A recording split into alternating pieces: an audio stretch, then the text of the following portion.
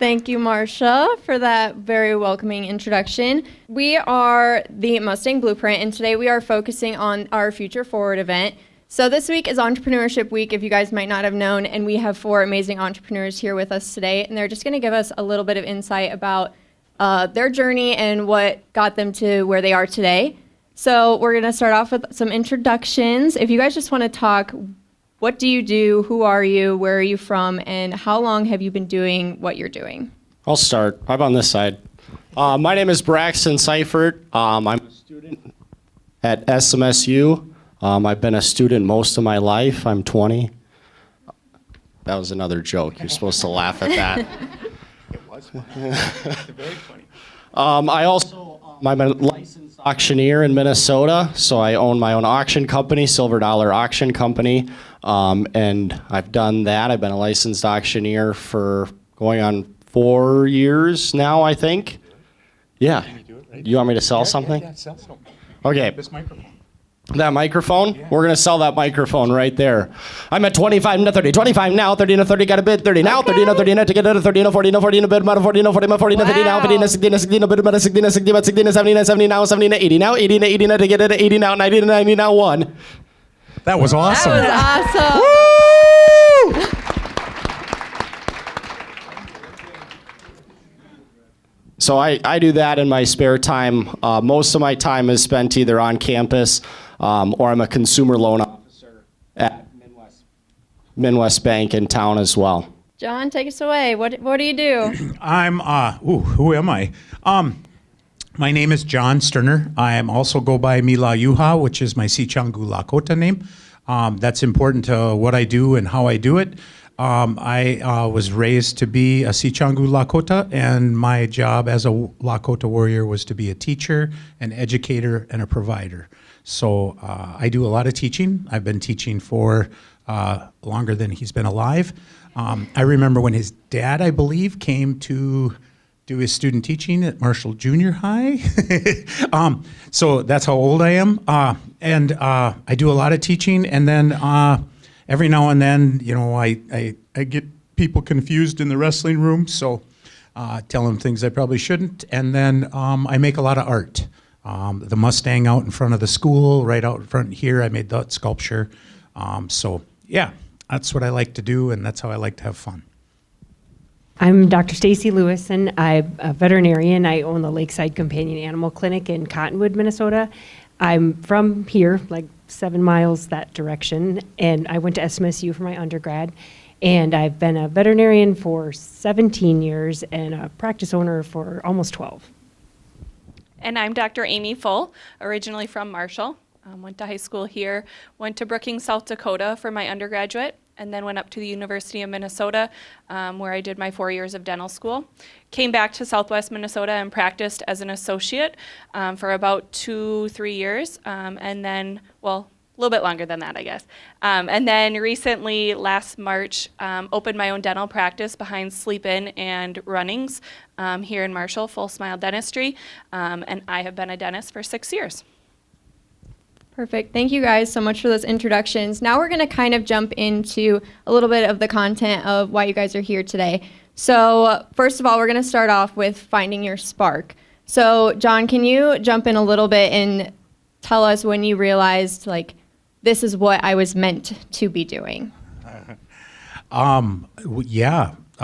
There again, I shouldn't say The real honesty, I was 3 years old, and my Lakota grandmother had come to watch me and babysit me, and she asked me to draw a zebra, so I drew a zebra. She asked me to draw a lion, so I drew a lion. Then she asked me to draw an elephant, so I drew an elephant, and she said, "These are pretty good, John. Do you know why they're good?" And I said, "I didn't know." And she said, "Well, you are a Sichangu Lakota, and you are meant to be an artist, and you will always be an artist." So I was 3 years old when that happened. And so my whole life has been kind of that thought process. And I've always, my wife can attest to that there's not a day or not an object in our house that doesn't have me coloring on it, drawing on it, painting on it, sculpting it or something. So it's always been this thing that's always been a part of who I am. But the realization that I was about 2004. 4, and I'd qualified Brett Bartholomew for the national tournament in wrestling. And we were sitting around waiting afterwards before we left to go home. And he said, well, have you ever thought about making a big sculpture? And I was like, well, no, I hadn't. And he said, well, you should do that. If you got me qualified for nationals, you could do anything you want. So then I decided that I was going to make the sculpture that's out in front of the Student Center, and spent the next 4 months making that. So, yeah, that was the moment. Perfect. I can Amy, go. either. Yeah, I Amy. can go. So I always loved going to the dentist. Yes, a lot of people hate going to the dentist. I thought that I was going to become a dentist and change the world, and everyone was going to love coming to see me. I promise I still haven't changed the world, but I'm trying one person at a time. But my realization was actually when I was playing basketball here in Marshall as a 7th grader. We were practicing, and my 2 best friends, their dads were coaching, and they were screaming at us. I was playing defense. My friend's elbow came and hit me in the face. I stopped playing because half of my front tooth was in my hand. And I can still hear my friend's dad yelling at me, "Get down the court!" I'm crying. The girl who hit me is crying. Another girl looks at me, starts crying. I have my tooth in my hand. We call my mom. I have to go into the dental office. And when we were on our way to the dental office, my mom called our local dentist and said, "Hey, we're coming. She has half of her tooth in her hand. We just need to see what you can do." He was past, if you guys know where Canby is, it's about 30, 40 minutes. He was on the other side of Canby on his way to a fishing trip. I was in 7th grade. My whole life was ending. I didn't have a front tooth. And his compassion and his kind nature, he turned around and came back and fixed my front tooth for me. So that's where I got my spark, not only from a love from being very little, but also a tragic accident. And knowing that when people are in need, I can provide some compassionate care and hopefully turn their fear into something that's good. Go for it. So my initial spark as far as actually becoming a veterinarian came from one of my dearly beloved little barn cats that I adored that was very, very sick. I was probably only 7 or 8 years old. He had a big infection on his head, and my older brother helped me. Obviously, anybody who's familiar with barn cat protocols, especially back that long ago, they weren't rushed to the veterinarian. But I loved my barn cats, spent hours and hours with them and would have done anything for them, but it was a very helpless feeling. As you imagine, they don't all survive or have good lives. But particularly Spud, my favorite cat, was sick with the infection on his head, and my brother helped scavenge some penicillin from the pig supply, and we gave him injections and treated his wound, and he got better, and he lived to be in my high school graduation pictures. And that was the first time that I realized that I actually could have a hand in fixing it, not just lament their downfall, but actually do something about it and help them. Go for it, Braxton. Yeah, I'll add a little bit. I'm still in school. But I guess I always went to auctions with my dad and my grandparents, and it was always something cool to watch and something fun to see.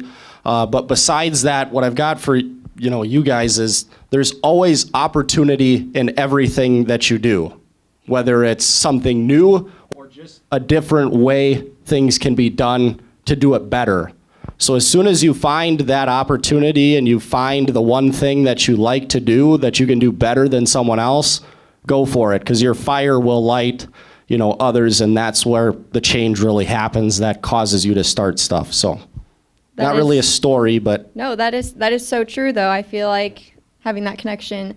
My next question here is, when was like the turning point for you guys when you had this idea where you wanted to take this thing to the next level? When did it really turn into reality for you? I know this is a little bit of a tougher question. I think when I came out of school, so I did 4 years of undergrad and then 4 years of dental school, so a long time to be in school, right? But when I got out of dental school, I always thought that I wanted to be a practice owner, okay? And I started as an associate, and so you work with great mentors around you. You find someone who can help you learn, and I did that. But then I just wasn't I wasn't feeling like I was doing the best that I could, right? I always thought that, is there something more for me? And so when Braxton talks about having that spark, I saw there was something else. There's always a higher goal to be met. And so I felt like that I could reach a higher goal by having my own practice and just doing things maybe a little bit differently than other offices here in town. I love seeing kids, but I also love seeing elderly patients who are in the nursing home. And so I guess my getting to that next level is how I wanted to pursue my career to get there. Thank you. I guess for me, I worked my first auction up by Little Falls, Melrose area for an auction company, and I was just there helping out, picking stuff up, and by the time the auction was done, I was catching bids and that kind of stuff. But it's not necessarily, just going and helping someone out. It's, you look at, most of us are business majors here. You look at the market demographic and the competition, and, there's a lot of auctioneers where it's, third, fourth, fifth, sixth generation auctioneers where they've been doing it their whole lives, and, there's no room in the market. They've done a great job. There's always another way to do things. In my sense, I work for a lot of different auction companies across the state, and then I do, charity and benefit auctions as well. So there's good ways to get back to the community where it's not necessarily just the same, lock, stock, and barrel way of doing things, that things have always been done. I think there is a lot to be said for not necessarily critiquing the way that other people do things, but just seeing the next level, like you're saying, the next level of how you can do things differently. All through undergrad veterinary school, and probably the first year I was out of school, I had no aspiration of running a business. It was anything but that. I would have loved to only practice and not handle the business side of things. But after working in the field, you do, I used to say to the technicians I worked with, when I rule the world, everybody's getting pain management. When I rule the world, everybody's getting IV catheters.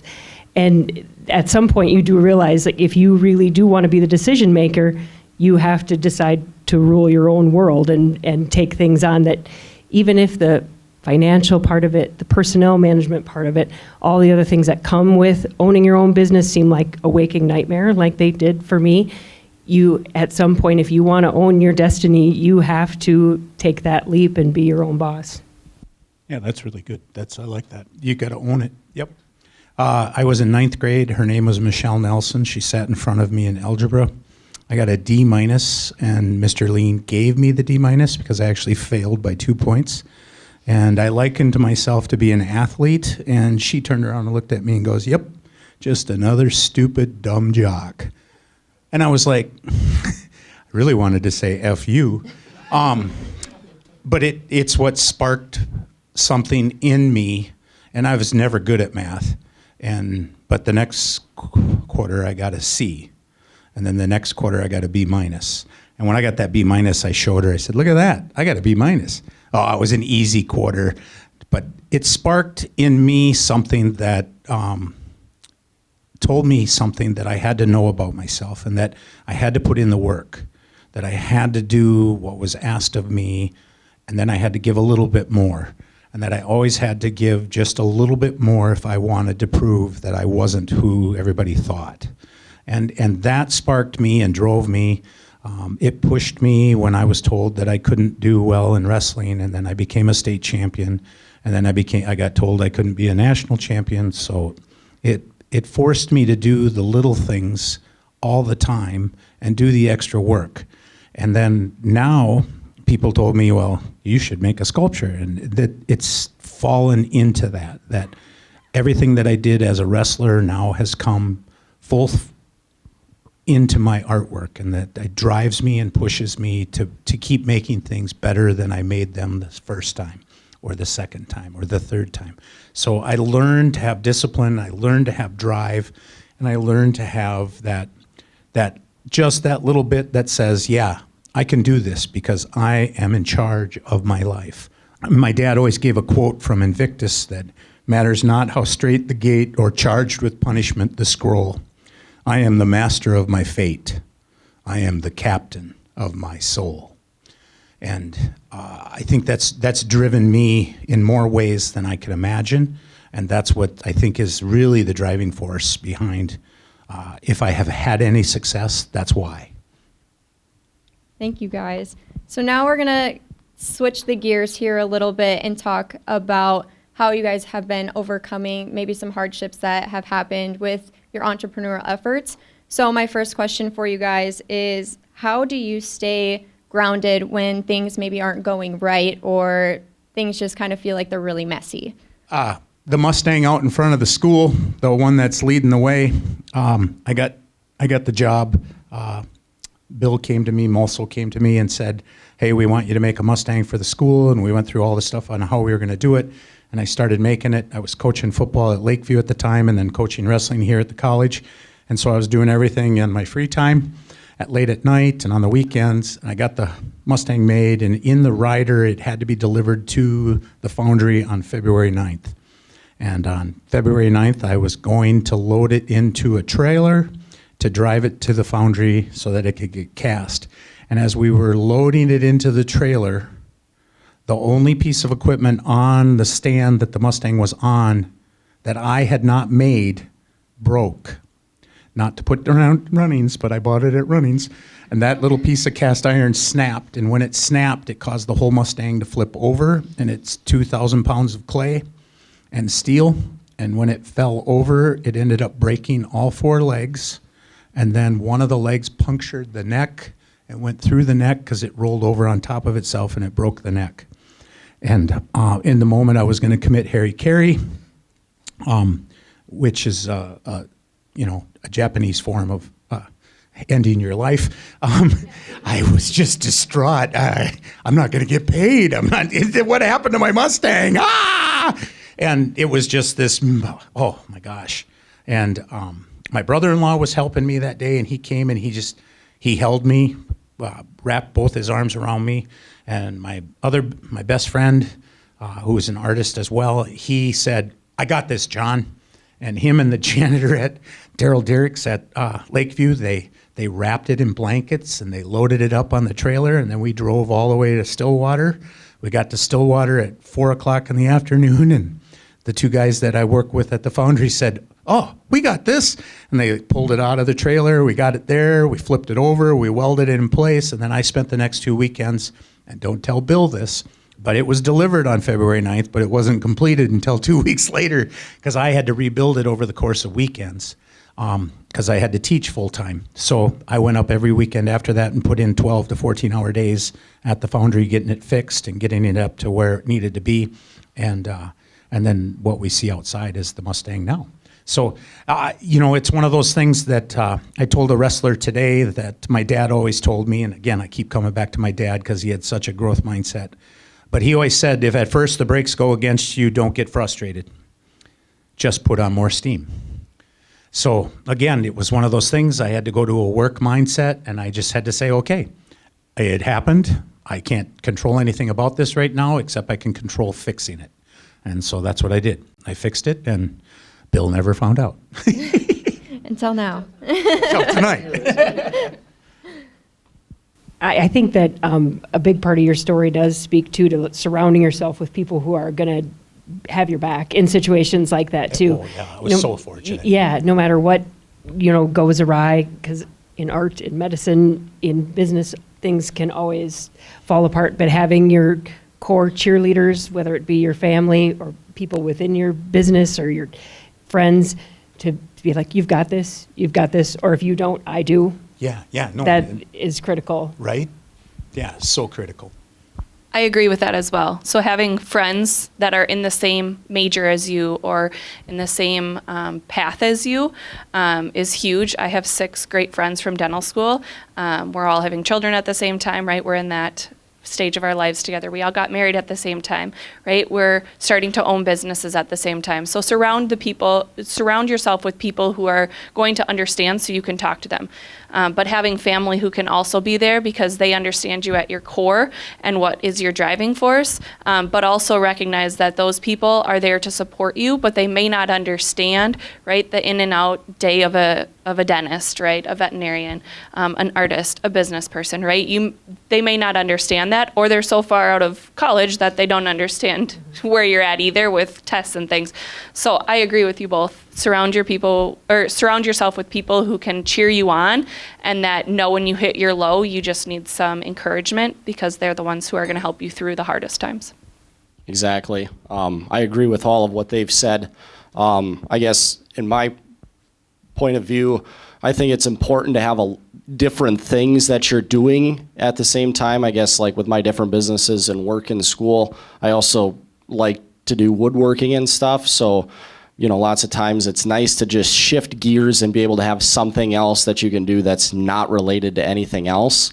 And another important part too, I guess this doesn't really work for yours because you kind of just had to do the sculpture and you're kind of screwed there. But if sometimes things just don't work out, and everyone has an ego and everyone wants to do something and everyone wants to succeed, but sometimes you just have to say no. Sometimes you have to realize that it's not going to work out and you have to move on. And it's that pivot point that really determines who you are. Are you going to go and try something else and succeed at that? Or are you going to crumble and say, this is the end?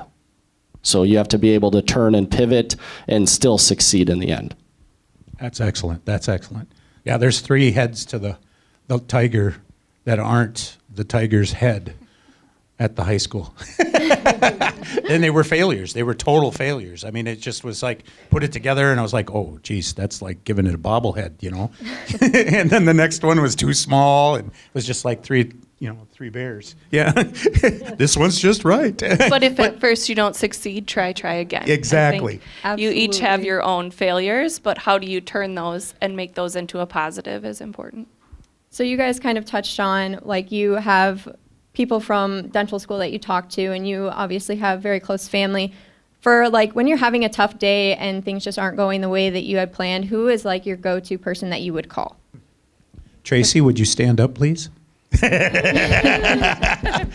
My loving wife, I met her in astronomy class way back in SSU, 1985, or it would have been the fall of 85, wouldn't it?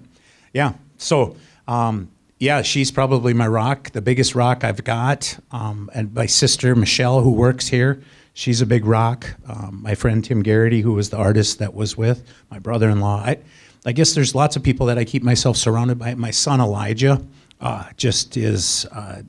he learned to do sculpture and do things with me so that he could be with me. And it was those type of things that you get people that become that in your life that you can say things to. Like Garrity would walk in and say, Sterner, that sculpture's wrong. I think you need to do this.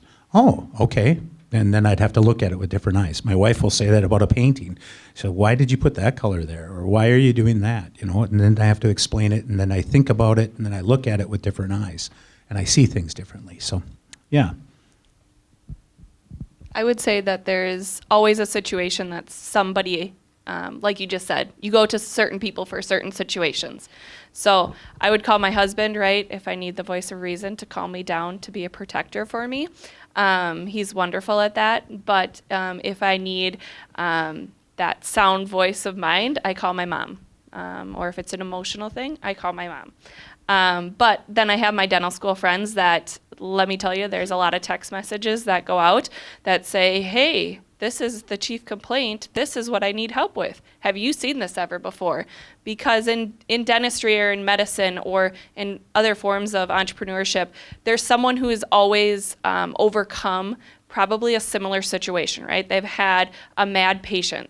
For me, they've had a difficult extraction of a tooth, someone who won't pay their bill, right? Like there's all these different things in any form of business that you find that right person to answer your questions because someone has overcome that hurdle. You're not in it alone. It's just how do you find the entrepreneur or the person who has had that same experience that you can learn from their experiences.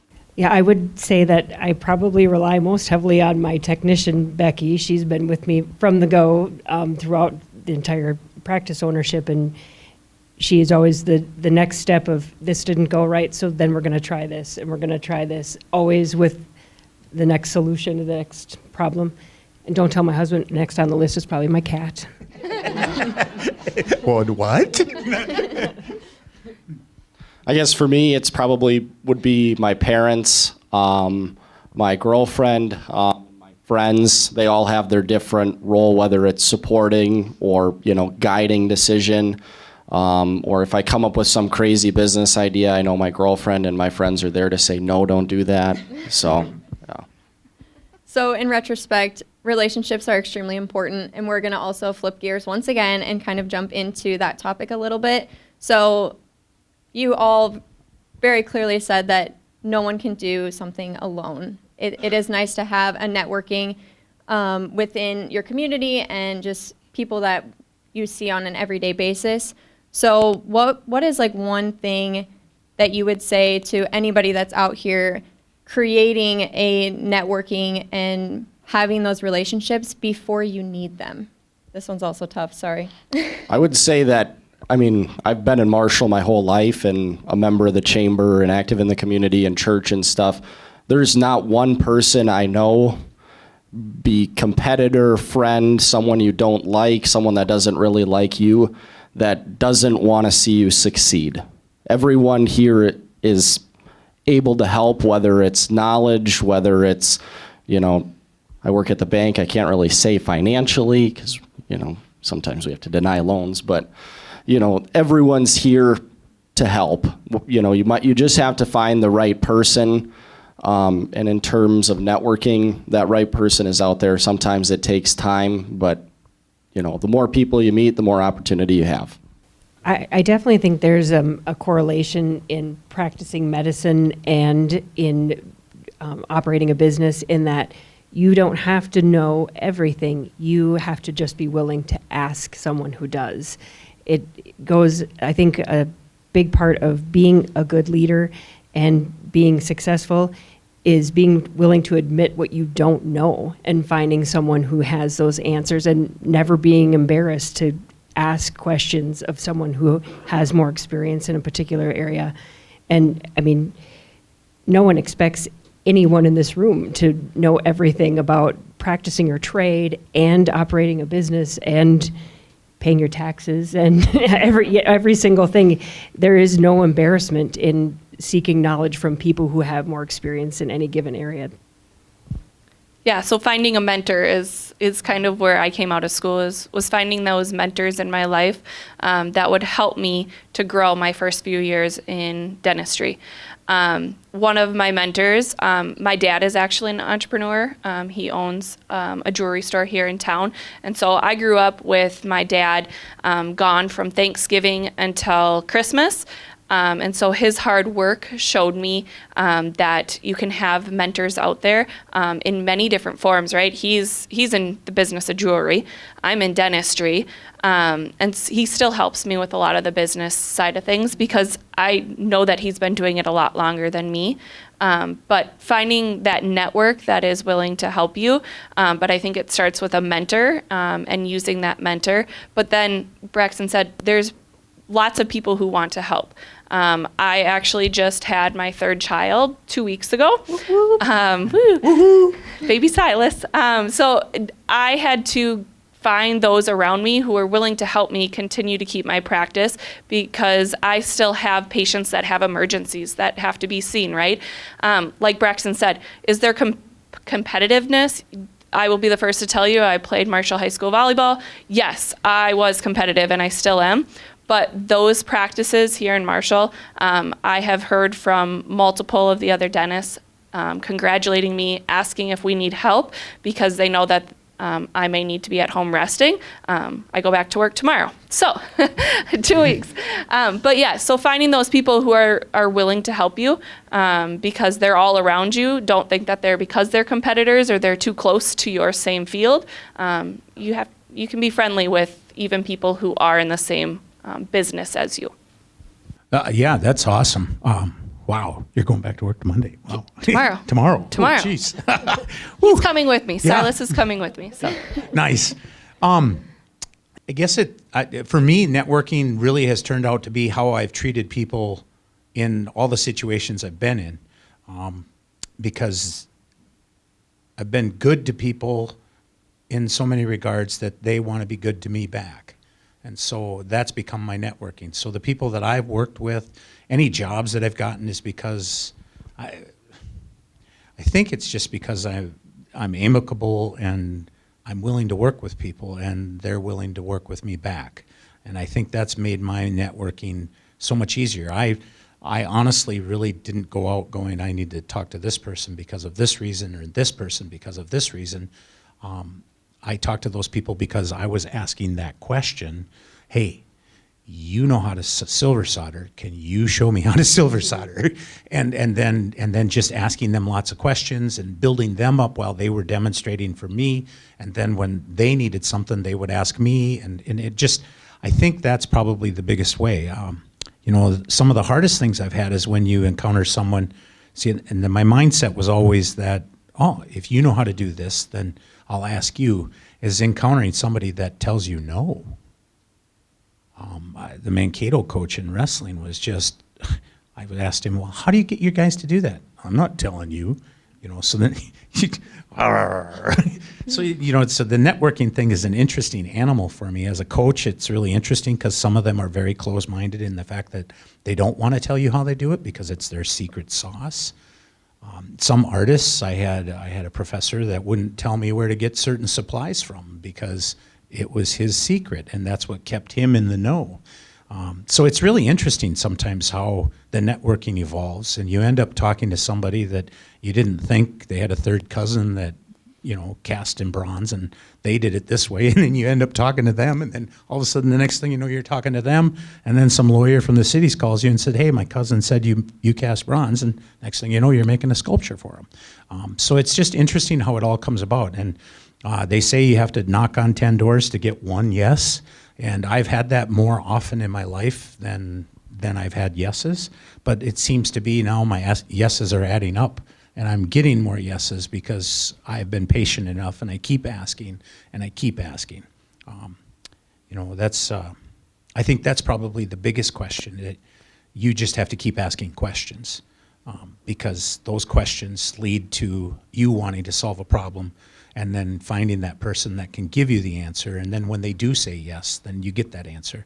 And you never know where it's going to be. I mean, you could be somewhere that you didn't expect to be. I mean, I just ran into someone on the side of the street, and we got to talking, and it turned out I knew their cousin, and then all of a sudden I get a phone call a couple days ago, and they're asking me about doing something for them. And I'm like, ooh, how did that happen? And I didn't expect it to be what it was meant to be. It was just a happenstance. Yeah. So we talked about your inspirations to get started. We've talked about the grit and the work that you guys have put into this, and the relationships that have came about when you guys are networking.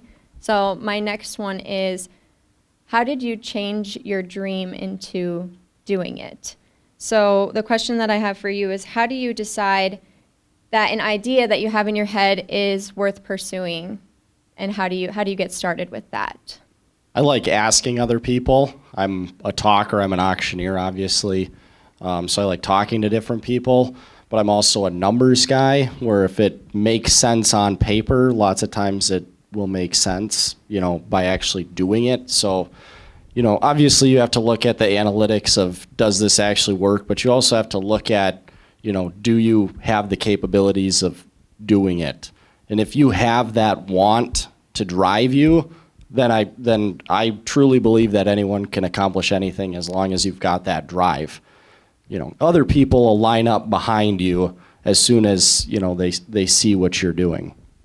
I've got a friend that's a doctor of naturopathy who ended up becoming a doctor of naturopathy because his mom got sick. He was delivering pizzas for Domino's. Not my son, but one of my best friends from high school, and he was delivering pizzas for Domino's, and his mom got that fibromyalgia where everything hurts and it's always painful. So he decided he was going to quit doing Domino's, and he became a massage therapist.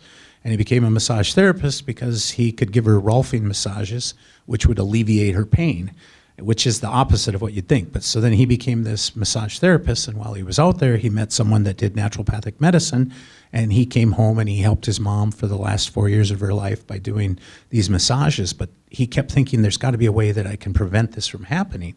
So then he started searching this naturopathy and discovered there was herbs and medicines and rubs and ointments and things that he could do and give him certain foods and whatnot that would make her feel better. And then unfortunately she passed, but in that time he got his doctorate and he became a doctor of naturopathy, and now he's a very successful doctor up in the cities, and he does really great work and has a lot of people that are successful. And the interesting thing is that it all started with him wanting to help his mom. And the whole point of the story is this guy once said to me, and I think it's funny because he did all of this without being afraid of doing it. And he looked at me one time and he said, "How do you make the sculptures you make? You're just like the most fearless person I know." And I was just like, what? I didn't become a doctor of naturopathy like you, you know? It was just, I don't see myself as fearless because I tell you this honestly, everything I do, I'm afraid. And I think it's that fear that drives me to overcome that fear. And I think that's what happened to him too. He just doesn't realize it. But there's a little bit of fearlessness that has to happen in you. And you knowing whether it's right or wrong, you don't know unless you step in it. If it's dog poo or cat poo, or if it was cat barf, or if it's just a solid floor. And I'm talking from life experience here. And you just don't know. So you got to take that step. And then the journey of 1,000 miles begins with a step, and then a second step, and then a third step. And if you don't take that first step, then you never get to take the second step. And you'll never know if you could do it if you don't take that first step. So ultimately it boils down to that and my wife will attest to this, there's probably close to 100 sculptures that are incomplete in my barn and in my house that I still don't see the solution for yet, but it doesn't mean I'm not done making them. So take that step. Taking steps. Sometimes you have to take a step back before you can take your step forward. I actually started as an associate, and so then when I decided I wanted to be an entrepreneur and start my own business, I actually had to take a step back. I couldn't practice in Marshall for 2 years, or a year, but it took me 2 years to get the building and everything ready to go here in Marshall. So I had to take a step back, and for a lot of people, and for my family, it was a giant step back. I had to travel to Worthington and to Pipestone for those 2 years while I was building my business and building my entrepreneurship kind of dream. And so taking a step back, I had to step back and kind of just bring myself to, it's okay, we're going to take those steps forward, but for right now, my family is going to, in a lot of ways, have to sacrifice because I had to travel an hour each direction to get to work and then to make sure that I was home at night to be with my children and my husband. But like John said, once you weather that storm and you're able to get past if there's a hurdle or there's a non-compete that I had to go through, then I was able to jump back in, and then it takes the hard work of getting to where you want to be. So may that be, like Braxton said, not everyone can get a loan. Sometimes businesses take a lot of financial effort, and sometimes they are on a smaller scale. I had a business, I was in an entrepreneurship class when I was in college, and we had to each make a business. Ours didn't really, right? You're in college, you couldn't really fork in thousands and hundreds of thousands of dollars into a business. So me and my partner made scarves with yarn, and when we sold one, we were able to make 2 more, right? And so you have to make sure that you can make those steps, but it doesn't always mean like a personal stance, but it also means financial and those kind of needs as well for your future. Yeah, sometimes it's trusting the process. Yeah, knowing that a step backward means 2 steps forward. Yeah, trust the process. And don't compare yourself to, other businesses. In my sense, there's other auction companies that are here that have been, in the business for 75 years. I'm not comparing my business to their business because it just doesn't match up. I'm comparing to my business to how it was yesterday or last year. How many jobs did I get? How much money did I make? You have to look at yourself in the shoes that you're in right now. So don't get discouraged when, there's other people that are doing great things. Well, they're already, on the 50-foot ladder on rung, 40. You might be on your first step, so be proud of the accomplishments that you're making now, and they should be proud of the accomplishments they're making now, because at the end of the day, you're both growing, and that's what matters. And your goals are both different, right? So for me, right, maybe only having one hygienist in my building is my goal, right? Yes, I want to grow a little bit more, but there's other practices in town. Like he said, they're years and years into practice, have many family history behind them, and they have 6 hygienists, right? It's your goals are different based upon what you want for your future and what you want for your family or for yourself. And so remember your goals and don't compare yourself to the next person. Definitely. Thank you guys all for your great insights. We're just going to wrap it up with a few rapid fire questions that I have for you here. So the first one is, what is one word that you would use to describe your journey? Okay, so this is going to be a play on words. My last name is Full. I kept my last name. Someone told me I should have named my dental practice Wonderful with 2 L's. But I would say right now my entrepreneurship journey, as well as a journey as a mom, is wonderful. Perfect. Wahoo! This is the one question on your entire sheet that I struggled. I don't have an answer. Yeah. I guess You're awesome. I'm going to take it a little different gear than that, because I guess there's a lot of words that I think of, but I guess don't listen to people that aren't where you want to be. And I know I've said this quote before when I've done other speaking stuff, but I think it's really important. If I want to be a banker and an auctioneer and whatever else down the road, am I, going to go listen to, a dentist or a vet or a sculptor? They don't know what it takes. They don't know what you're getting into. They only see it from the outside. So listen to people that have done it, who are going to go down the same path. And lots of times, that's our professors and advisors and mentors and stuff. But don't listen to people that aren't where you want to be. My next question for you is coffee or chaos? Which one fuels you every day? Both. Chaos. Chaos. Chaos. All right, and then this is my last one that I have for you guys. If you had one message that you could put on a billboard for all of these college students that are here listening to you guys tonight, what would it say? Opportunity starts with the first step moved. I Was Here. Go listen to the song I Was Here by Lady A, and then you'll understand. My message would be, if not me, then who? If you want something to be done and you want it to be done right, and you look around and you think, does anybody else care as much about this as I do? Does anybody else aspire as much to make this work as I do? If not me, then who? Teya Dutta was Little Crow, and his mom said to him one time that to understand the great mystery, you have to listen in silence.